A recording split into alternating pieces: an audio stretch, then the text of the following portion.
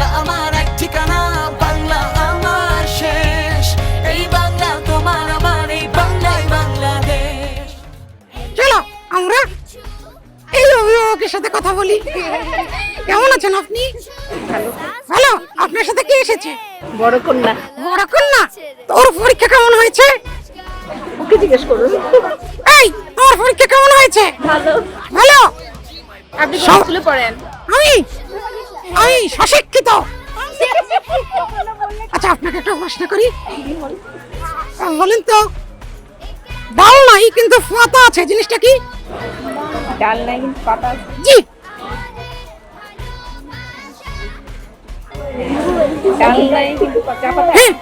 না, পত্রিকার পাতা। আপনাকে অনেক অনেক ধন্যবাদ। ধন্যবাদ। আবার দেখা হবে।